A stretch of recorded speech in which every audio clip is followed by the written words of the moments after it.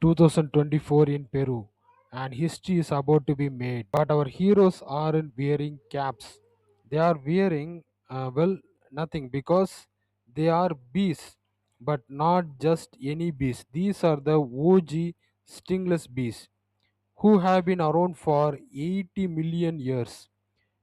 When dinosaurs were having their last family reunion, these bees were already running their pollination business. They are like the Amitabh Bachchan of the insect world, legendary, irreplaceable, and still working. About 500 species about 500 species exist worldwide. Nearly half live in the Amazon, and Peru alone hosts 170 plus species. 170 plus species. Remember this like remembering your phone's OTP. Now imagine you are at a job interview and someone asks, "What's your superpower?" These bees would say, "I pollinate 80% of the Amazon rainforest plants." That's like being responsible for keeping the entire Amazon's dating life active, making sure plants can reproduce. They are basically running the world's most successful matchmaking services for cacao, your chocolate's grandfather; coffee, your UPSC study fuel; avocados, millennial favorite toast topping. Remember how India talks about biodiversity conservation under Convention on Biological Diversity. This is exactly what ecosystem services looks like in action. Every hero story needs villains, and our bees face a triple threat worse than any Marvel movie. The villain number one is deforestation. Illegal logging, cattle grazing, and agriculture expansion comes under this number one villain, deforestation. Illegal logging is look like the Fast and Furious franchise of forest destruction. The next villain, the number two villain, is climate change. Rising temperature forcing bees to migrate uphill like climate refugees. The next one is forest fire.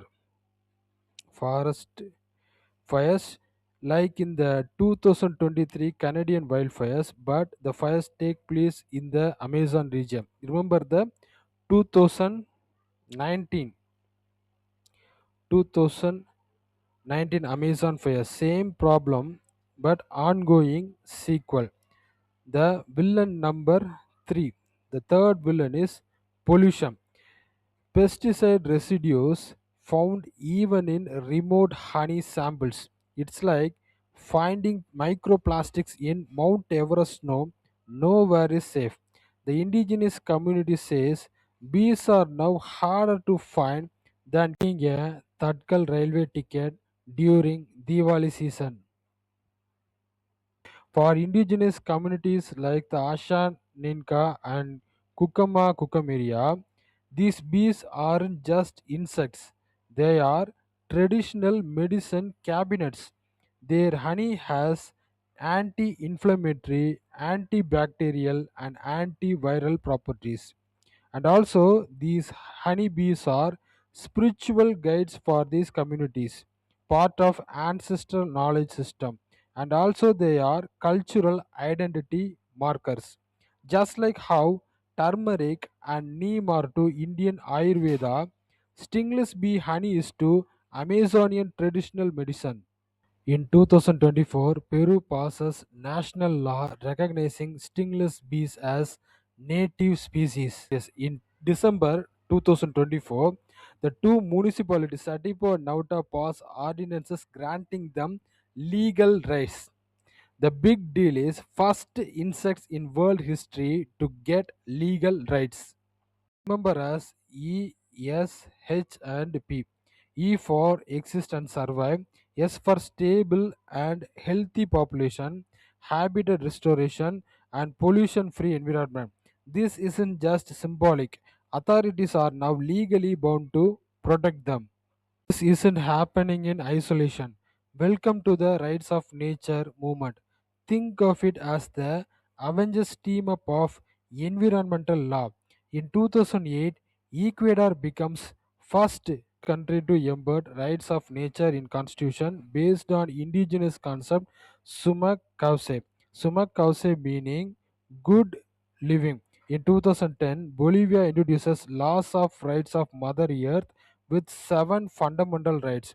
In 2017, Colombia grants rights to Atrota River. In 2017, New Zealand grants legal personhood to Wangune River. In 2019, Uganda passes National Environmental Act granting nature rights.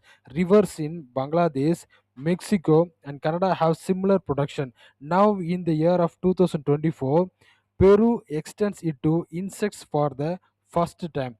Compare this with India's approach. India hasn't granted legal personhood to nature entities yet, but we have Wildlife Protection Act 1972, Forest Right Act 2006. This wasn't a spontaneous decision. Meet the real heroes. Dr. Espino,